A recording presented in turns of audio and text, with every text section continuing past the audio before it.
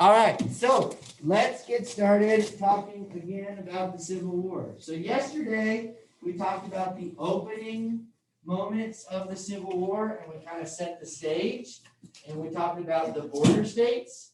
And now let's talk about the beginning phases of the war. So the first battles of the war actually happened like right in between Virginia and Washington, D.C. The first big battle of the Civil War is the Battle of Bull Run. Okay? When the Civil War started, a lot of people thought it was going to be over by Christmas. This is a common theme in war. Everyone's like, yeah, we'll be done by Christmas. You know, we start the war in April. It's nice and sunny out in the spring. It'll be fun. We'll go outside. We'll shoot people. Have a great time. Get some fresh air. In fact, at the Battle of Bull Run, there were people from like the north who were like watching, or there were people like, it was right outside of Washington, D.C., because Washington, D.C. and Richmond, Virginia, the two capitals of the two countries at war, are like less than 50 miles apart, something like that. It's really close. So the two armies just like marched out and they fought in between the cities, kind of like an old style European war.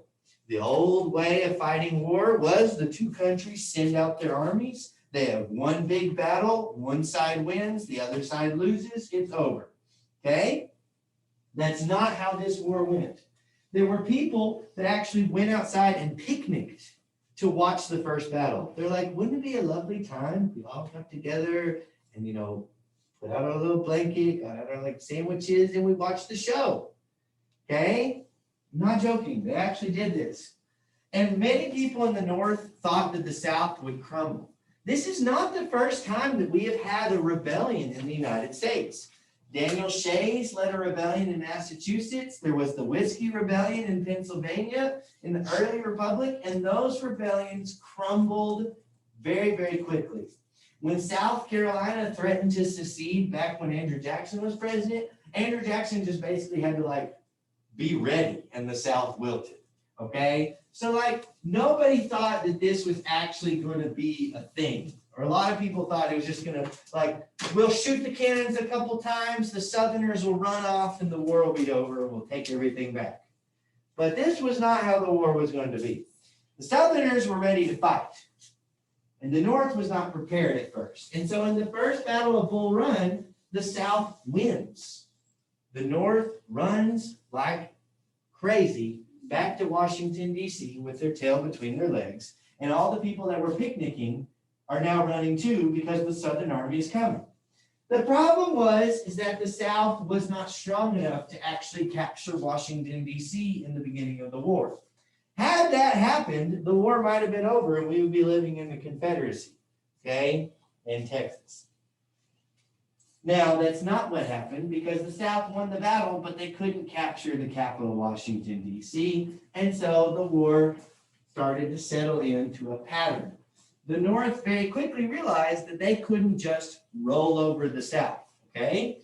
The North tries repeated times to invade the capital of the Confederacy in Virginia, but they just can't do it in that first year. They get beat back and beat back and beat back. And the initial call for 75,000 soldiers is nowhere near enough, okay? By the end of the war, there are millions of Americans that fight in the Civil War on both sides. And so 75,000 soldiers, that's less than the number of soldiers in individual battles by the end of the war, okay? But that's what Abraham Lincoln thought he needed to win the war at the beginning. And it was, no one was really prepared.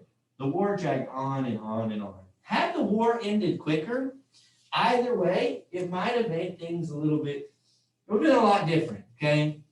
If the North had won real fast, there might not have been as much bitterness in the South.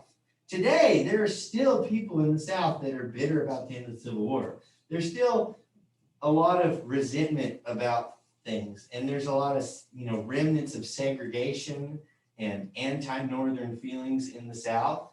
And it also might have happened that the Civil War wouldn't have ended slavery had it been over in just a few months. Had it been over in just a few months, there may not have been an Emancipation Proclamation. That happened after the war had been going on for 2 years at that point. Okay, so a quick war might have been very different world. Okay, again, if you're writing that paper about Robert E. Lee, one of the consequences might have been the Emancipation Proclamation. Because had he been in charge, he might have been able to just win the war real quick, and then the world would have been a lot different, I'm sure. Anyways, so what the North decides to do is they play the long game that Winfield Scott recommended. Okay? General George McLellan is put in charge of the Union Army, and the North starts to blockade the Confederate coastline and ports. At first, it's not a really good blockade. The North Navy is bigger than the South, but it's not that big, and they really can't blockade all of the South. By the end of the war, they're much more capable of doing so. At the beginning of the war, they can't. So again, the South has the advantage at the beginning of the war, but the longer the war goes on, the less likely it is that they could win. All right?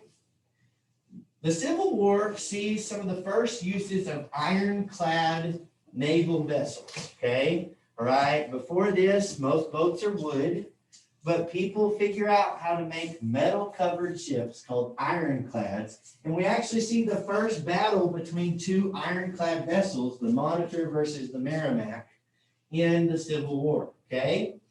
The South uses ironclad vessels because they're trying to get the most money out of, they're trying to get the most bang for their buck, okay? They don't have that many boats, so they try to make their boats super strong to try to break through the blockade, and they have some success. But the North quickly responds with their own ironclads, and so again, it kind of becomes a stalemate, okay? Now, the South's goal is to get the great powers of Europe to join the war on their side, or at least recognize them, and their hope is that their cotton resources will influence the European countries to recognize them. But Europe's great powers, they are not so sure. When the war begins, they're kind of happy that the United States is having a bad day, but they aren't totally sold on the idea that the South can actually win. And so they are not exactly just hopping on board right at the beginning, okay? So the South is trying as much as it can to get things going. The European powers, they're kind of waiting on the sideline, and the North is struggling to build up a military. McLellan, one of the things that he's really good at is training soldiers, okay? And he trains a massive, massive army called the Army of the Potomac. An interesting thing that comes from the Civil War is you see a lot of differences between the North and the South in like little things, okay? For example, in the South, they would name their armies after regions, okay? So the South had the Army of Tennessee or the Army of Northern Virginia. Those are like the two big armies, okay? Meanwhile, the North, they would name their armies after rivers, like the Army of the Potomac, okay? A lot of times with battles, they would also have two names for every battle. So I told you about the Battle of Bull Run. That's the northern name for the Battle of Bull Run, and it was named after the nearest body of water or river, Bull Run, okay? The South, they called that battle Manassas. The Battle of Manassas, because that was the town that was nearby, okay? So a lot of the battles in the Civil War have two names, okay? The North's name and the South's name, okay? So that you might run into that confusion when you study the Civil War. You're like, well, wait, was it this battle or this battle? Okay. Anyways, but let's talk about the war. There are two theaters in the war, okay? The Western and the Eastern theater of the war. The Western theater is fought along the Mississippi River, okay? And the Eastern theater is fought between Virginia and Washington, D.C. Those are like the two main places of conflict. Now, obviously, there's other battles elsewhere, okay? The North very quickly tries to capture a lot of the ports. There's several battles in Texas over Galveston. There's battles over New Orleans. There's battles over different ports. And there's even some battles in like northern Arkansas and different things. But the main the main focus of the war is the Mississippi River and Virginia, okay, for a large chunk of the war. Remember, the North's goal is to cut the Confederacy in half, okay? The main commander of the North in the West is Ulysses S. Grant, okay? Ulysses S. Grant gets like the first decisive Union victory for the war in the Western Theater at Fort Donelson, okay? Yeah, Fort Donelson, February 16th, 1862. Okay, so for like the first year of the war, the North is losing. But Grant gets the first victory. Now, Grant is an interesting figure, and it's interesting to compare Ulysses S. Grant and Robert E. Lee, who eventually become like the two leaders of the two biggest armies. But Robert E. Lee, we'll talk about him later, but he was like a perfect student. He was very, very smart, very intelligent. He made good grades. He went to West Point. West Point was like the main, and it still is today. It's like the biggest and it's the most prestigious military academy in America. If you go to West Point and you like graduate, you're like one of the best soldiers or trained soldiers in the world, okay? But even so, some people at West Point do better than others, okay? Robert E. Lee, he was one of the smartest guys in the military. He was advanced. He became an engineer. He was like best in his class. I don't know if he was best in his class exactly, but he was in the top, okay? Anyways, he went on to fame and success. Ulysses S. Grant went to West Point, but he was like at the bottom of his class.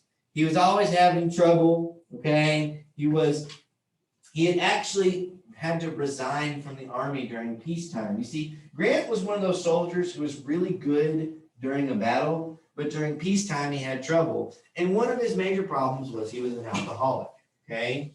All right, and that's a disease. People have alcoholism, okay, where they get addicted to alcohol and it stays within their whole life. During wartime, like during the Mexican-American War, Ulysses S. Grant was a great commander, okay? He was an artillery commander. He helped win a lot of battles. He was really good.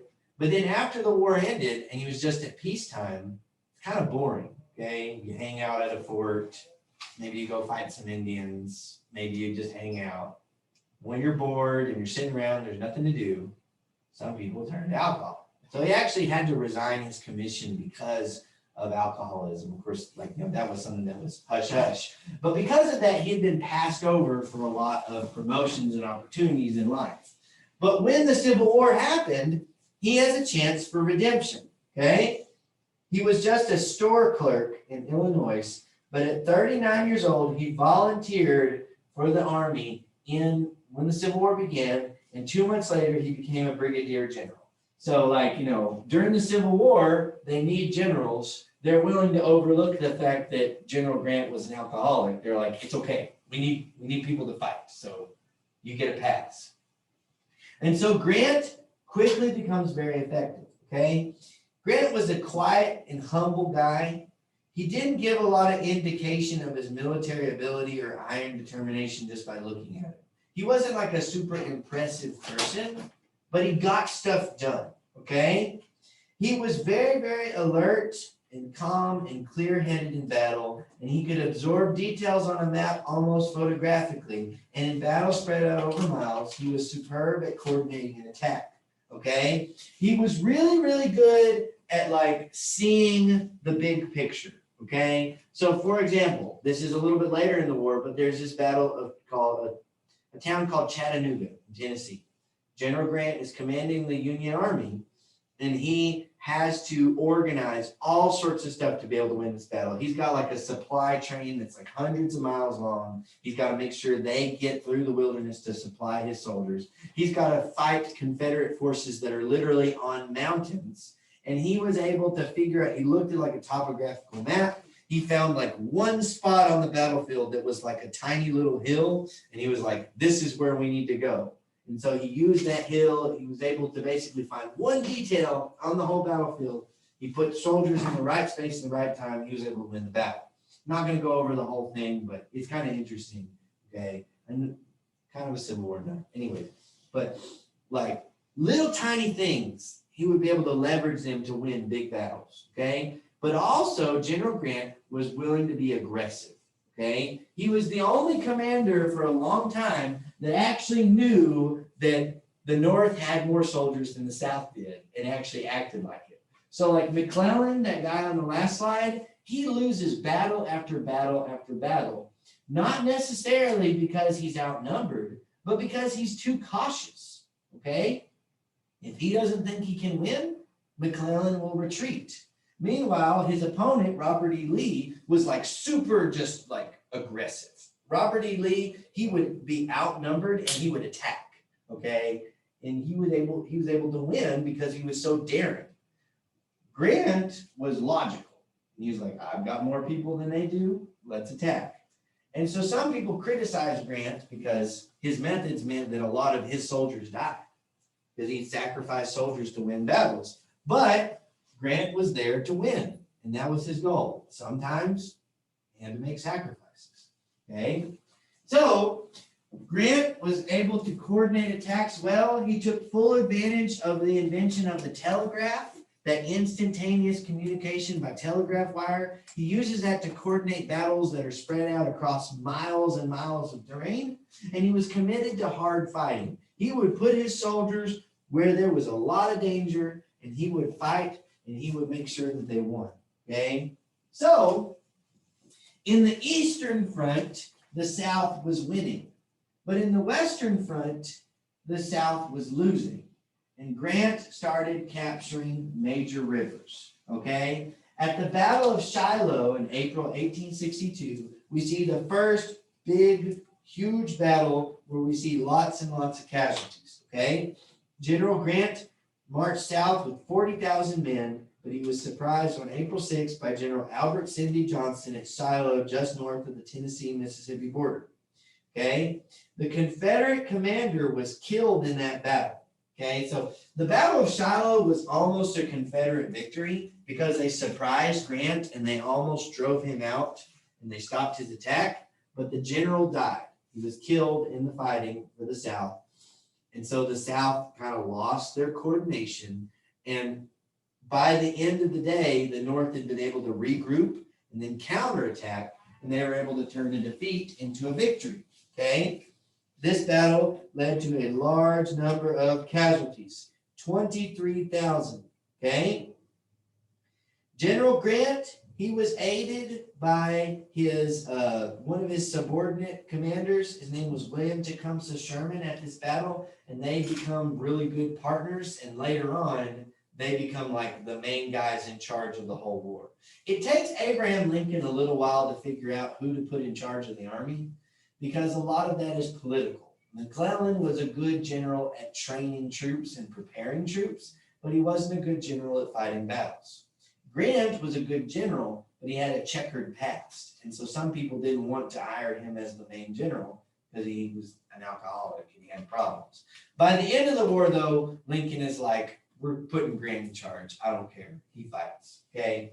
But anyways, so Grant captures Shiloh and he starts pushing his way down the Mississippi River. And they get to this city called Vicksburg, Mississippi, and they get stopped. Okay. Vicksburg, Mississippi it's like a bend in the river. Okay. So when a river bends, it kind of forms a peninsula. And so Vicksburg was a fortress city on the bend of the river. And so if any ships wanted to sail down the Mississippi River, they had to go all the way around Vicksburg, and the Confederate cannons would shoot the ships down. And so Vicksburg became a fortress that prevented the Northern Army from capturing all of the Mississippi River. Okay? On the southern side of the Mississippi River, New Orleans got captured, and they marched all the way up to a place called Port Hudson, where there was another kind of fortress that protected the southern end of the Mississippi River.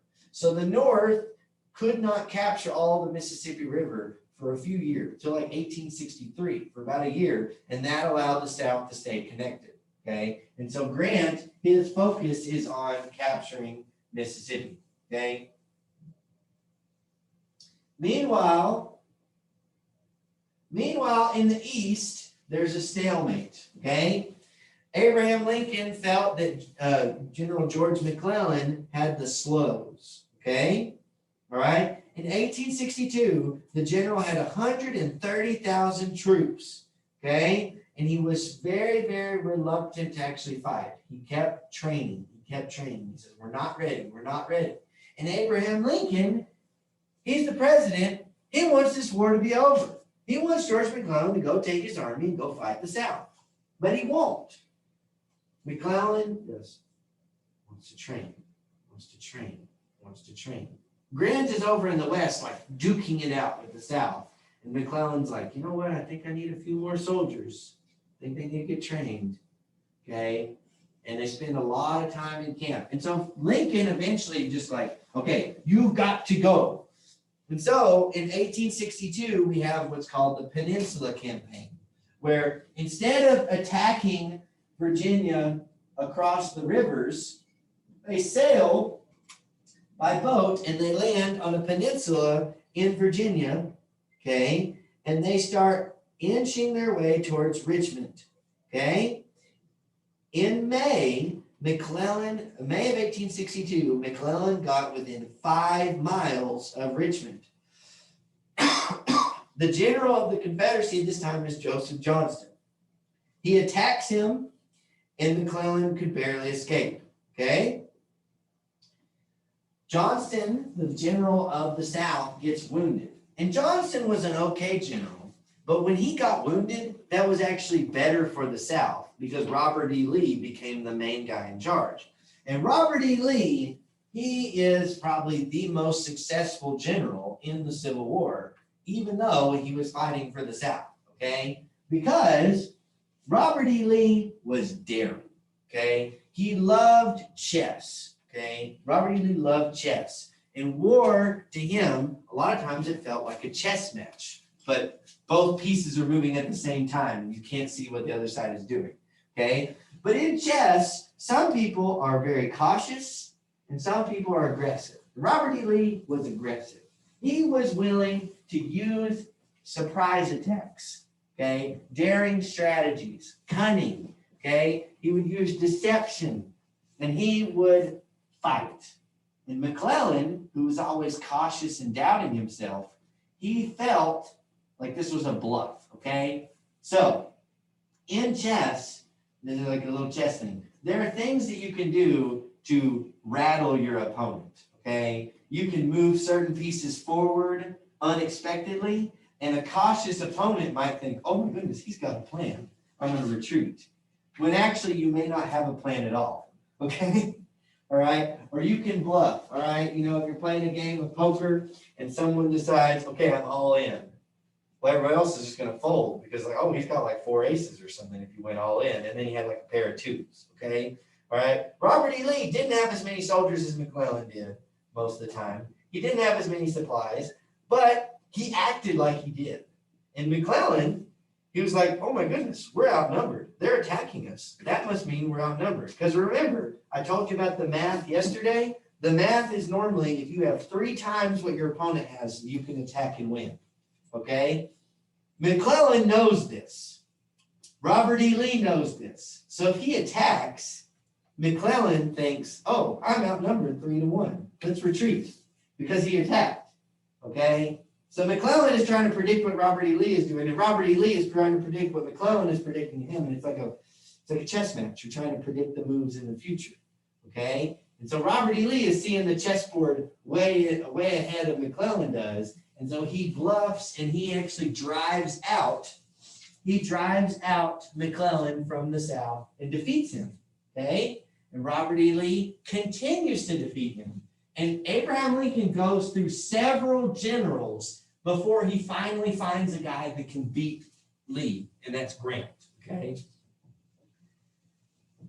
So Robert E. Lee defeats the North, and then he decides to invade. And this, in 1862, is a very pivotal battle, the Battle of Antietam, okay?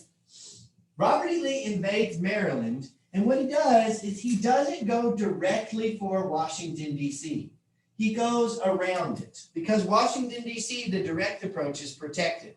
So Robert E. Lee goes around Antietam, and he has a really, really good plan. But the plans are lost, okay? So the way you had to plan a battle back then, like they didn't have radios, okay? They might have telegraph, but you're invading enemy territory and you're the South, okay? You don't have like telegraph like the North does.